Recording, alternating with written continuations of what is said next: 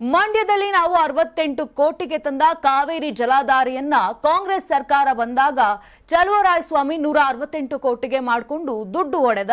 ಈಗ ಯೋಜನೆಗಳು ತರ್ತೀನಿ ಅಂತ ದುಡ್ಡು ಮಾಡ್ತಾ ಇದ್ದಾನೆ ಅಂತ ನಾಗಮಂಗಲದಲ್ಲಿ ನಡೆದ ಜನರೊಂದಿಗೆ ಜನತಾದಳ ಕಾರ್ಯಕ್ರಮದಲ್ಲಿ ಮಾಜಿ ಶಾಸಕರಾಗಿರುವಂತಹ ಸುರೇಶ್ ಗೌಡ ಅವರು ಹೇಳಿದ್ರು. ಬಾಲಗಂಗಾಧರನಾಥ ಸ್ವಾಮೀಜಿ ಅವರು ನಮ್ಮನ್ನ ಕರೆದು ನಮ್ಮ ತಾಲೂಕಿನಲ್ಲಿ ಇನ್ನು ಗೊತ್ತಿಲ್ಲ ಕಣೋ, ಆ ಬೋರ್ವೆಲ್ ಅಲ್ಲಿ ನೀರು ಕುಡಿತಾವೆ, ಫ್ಲೋರೈಡ್ ಕಂಟೆಂಟು, ನಾವೇನಾದ್ರೂ ಮಾಡಬೇಕು ಬಾಯಲ್ಲಿ. ನಾನು ಸದಾನಂದ ಗೌಡ್ಗೆ ಹೇಳಿದ್ದೀನಿ, ಮಾರ್ಕನಹಳ್ಳಿ ಡ್ಯಾಮಿಂದ ಇಲ್ಲೆಲ್ಲ ಕುಡಿಯೋ ನೀರು ಕೊಡಬೇಕು ಅಂತೇಳಿ ಅವತ್ತು 68 ಕೋಟಿ ರೂಪಾಯಿಗಳಿಗೆ ಟೆಂಡರ್ ಮಾಡಿಸಿ ಆ ಭಾಗದಲ್ಲಿ ಬೆಳ್ಳೂರು ಪಂಚಾಯತಿ ಪೂರ್ತಿ ದೇವಲಾಪುರದಲ್ಲಿ ಎಲ್ಲ ಸೇರಿದಾಗೆ ಸುಮಾರು 112 ಹಳ್ಳಿಗಳಿಗಿರಬೇಕು ನಾವು ನೀರನ್ನ ತರ್ತಕ್ಕಂಥ ಒಂದು ವ್ಯವಸ್ಥೆ ಮಾಡೋದು. ಅದನ್ನ ಆ ಗಾಚಾರ ಸ್ವಿಚ್ ಆನ್ ಮಾಡಬೇಕು. ನಾನು ಸೋತೆ, ಅಣ್ಣ ಬಂದ. 68 ಕೋಟಿ ಇತ್ತು. ಅದನ್ನ ಹೋಗಿ ಕೂತ್ಕೊಂಡು ಸಿದ್ದರಾಮಯ್ಯನವರಾಗ ಕಾಂಗ್ರೆಸ್ ಸರ್ಕಾರ ಇದ್ರು 168 ಕೋಟಿಗೆ ಮಾಡಿಸ್ಕೊಂಡು ಹೊಡೆದ. ಅದರಲ್ಲಿ ಇನ್ನೂ ನೀರು ಕುಡಿತಾ ಇಲ್ಲ ಜನ. ಅದು ಹಾಳಾಗೋಗ್ಲಿ ಅಂತೇಳಿ ನಮ್ಮ ಸರ್ಕಾರ ಬಂತು. ನಾವು ತಂದಿದ್ದ ಕೆಲಸಗಳು ಹೇಳ್ಬೇಕಲ್ಲ.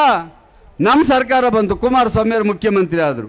ಆಗ್ತಿದ್ದಂಗೆ ಇಡೀ ಮಂಡ್ಯ ಜಿಲ್ಲೆಗೆ ಜಲಧಾರ ಯೋಜನೆಯಲ್ಲಿ KRS ಇಂದ ನೀರು ಕೊಡಬೇಕು ಅಂತ ಹೇಳಿ ಇವತ್ತು ಮಾಡಿದಂತರು. ಆದರೆ ಆ ಸಂದರ್ಭದಲ್ಲಿ BJPನವರು ನಮ್ಮ ಹತ್ರ ಚೆನ್ನಾಗಿಲ್ದಿರೋದ್ರಿಂದ ಅರ್ಧಕ್ಕೆ ಮಾತ್ರ ಪಾಂಡಪುರ KR ನಮಗೆ ಮಾತ್ರ ಉಳಿಸಿದ್ರು. 1200 ಕೋಟಿ ಇನ್ನೇನು ಗುದ್ಲಿ ಪೂಜೆ ಮಾಡಬೇಕಪ್ಪ ನಾವೆಲ್ಲ ಹೋಗಿ. ಕರೆಕ್ಟಾಗಿ ಬಂತು ಈ ಕೋಡ್ ಆಫ್ ಕಂಡಕ್ಟು ಎಲೆಕ್ಷನ್. ಅಣ್ಣ ಗೆದ್ದ, ಹೋಗಿ ಕೂತ್ಕೊಂಡ, 8 ಹೊಡೆದ. ಒಂಥರ ಒಬ್ಬರು ಕೇಳ್ಕೊಂಬಂದಿರ್ತಾರೆ, ಯಾರೋ ಮಾಡಿದ್ದೀವಿ ಹೋಗಿ ನೀಟಾಗಿ ಊಟ ಮಾಡ್ಬಿಡೋಣ ಅಂತಕ್ಕಂಥದ್ದು. ಇವತ್ತು ನಾವು ನಮ್ಮ ಶಾಸಕರು ಮಂಜುನಾಥ್ ಅವರು ಇಲ್ಲೇ ಇದ್ದಾರೆ. ಗುಡೆ ಹೊಸಳ್ಳಿಯಿಂದ ಏತ ನೀರಾವರಿ ಇದನ್ನ 212 ಕೋಟಿನಲ್ಲಿ ನಾನು ಗೆದ್ದ ತಕ್ಷಣ ಅದು ಹಿಂದಿನ ಕಾಲದ ಹಿಂದೆ ಸಿದ್ದರಾಮಯ್ಯ ಕಾಲದಲ್ಲಿ ಲೆಟರ್ ಹಾಕ್ಸಿದೆ, ಸ್ಯಾಂಕ್ಷನ್ ಆಗಿರಲಿಲ್ಲ. ತಕ್ಷಣ ಕುಮಾರಸ್ವಾಮಿ ಹತ್ರ ಅಪ್ರೂವಲ್ ಮಾಡಿಸ್ಕೊಂಡು ಅದನ್ನ ಪೂಜೆ ಮಾಡಿದೆ. ಇನ್ನೂ ಅದನ್ನು ಕೂತವ್ರೆ. ಆ ಪಿಚ್ಚೇಶ್ವರ ರಾವ್ ಅಂತ ಒಬ್ಬ ಕಾಂಟ್ರಾಕ್ಟರ್ ಹೇಳ್ತಾರಂತೆ, ಸುಮ್ಕೇರು ಇದು 212 ಕೋಟಿಗೆ ಮಾಡಕ್ ಹೋಗ್ಬೇಡ, ನಾನು 500 ಕೋಟಿಗೆ ಮಾಡಿಸ್ಕೊಡ್ತೀವಿ, ಮಾತಾಡ್ಕೊಳ್ಳೋಣ ಅಂತ ಹೇಳಿದ್ದಾರೆ. ನಾವ್ ಎಲ್ಲಿ ನಿಲ್ಸಿದ್ದು ಅಲ್ಲೇ ನಿಂತೈತೆ ಕೆಲಸ, ಇನ್ನೂ ಮುಂದಾಗಿಲ್ಲ. ಇವತ್ತು ಹಲವಾರು ಯೋಜನೆಗಳು. ಇವತ್ತು ನೀವು ಯೋಚನೆ ಮಾಡ್ಕೊಳ್ಳಿ.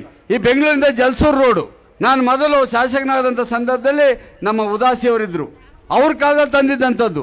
ಬೇಕಾದ್ರೆ ಇವತ್ತು ಮುನಿಯಪ್ಪನವ್ರು ಇವ್ರ ಕಾಲದಲ್ಲೇ ಮಂತ್ರಿ ಆಗಿದಾರಲ್ವಾ, ಯಾರು ತಂದಿದ್ದು? ಸುರೇಶ್ ಗೌಡ 2 ಸರಿ ಬಂದಿದ್ದ, ಉದಾಸಿಯವ್ರ ಹತ್ರ 2 ಸರಿ ಹೋಗಿದ್ದ ಅಂತಕ್ಕಂಥದ್ದು. ಅವರೇ ಉದಾಸಿಯರಿಲ್ಲ ಪಾಪ, ಮುನಿಯಪ್ಪನವ್ರು ಬದುಕವ್ರೆ ಅಲ್ವಾ, ಕೇಳ್ಕೊಬೋದಲ್ಲ. ಜಲಸೂರು ರಸ್ತೆನ ಯಾರು ತಂದಿದ್ದು ಅಂತಕ್ಕಂಥದ್ದನ್ನ ಮುನಿಯಪ್ಪನವ್ರು ಹೇಳ್ತಾರೆ, ಬೇರೆದು ಹೇಳೋದು ಬೇಕಾಗಿಲ್ಲ.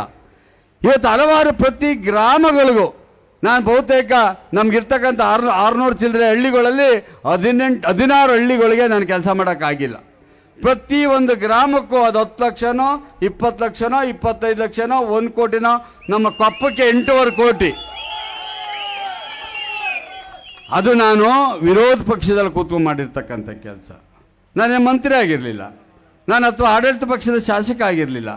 ನಾನು ಶಕ್ತಿ ಮೀರಿ ಕೆಲಸವನ್ನು ಮಾಡ್ತಕ್ಕಂಥ ಕೆಲಸವನ್ನು ಮಾಡಿದೆ. ನಿಮ್ಮ ಪಾದಗಳಿಗೆ ನಮಸ್ಕಾರ ಮಾಡಿ ಕೇಳ್ಕೊಳ್ತೀವಿ, ಭಿನ್ನಾಭಿಪ್ರಾಯಗಳನ್ನ ಬಿಡಿ. ನಾನು ಯಾರನ್ನೂ ದ್ವೇಷ ಮಾಡೋಕ್ಕಿಲ್ಲ. ಆದರೆ ಎಲ್ಲೋ ಒಂದು ಕಡೆ ನಮಗೇನಾದರೂ ಅನುಮಾನ ಬಂದಂಥ ಸಂದರ್ಭದಲ್ಲಿ ವಿಧಿ ಇಲ್ದಂಗೆ ಆಗ್ತದೆ. ನಿಮ್ಮಲ್ಲಿ ನನ್ನಲ್ಲೇನೋ ದ್ವೇಷ ಇರೋಕ್ಕಿಲ್ಲ. ಊರೊಳಗೆ ಯಾವುದೋ ನಿಮ್ಮ ದ್ವೇಷ ತಗೊಂಡೋಗಿ ನನ್ನ ಬಲಿ ಹಾಕ್ಬಿಡ್ತೀರಿ. ಆ ಕೆಲಸ ಮಾಡ್ತಕ್ಕಂಥ ಕೆಲಸ ಮಾಡಬೇಡಿ.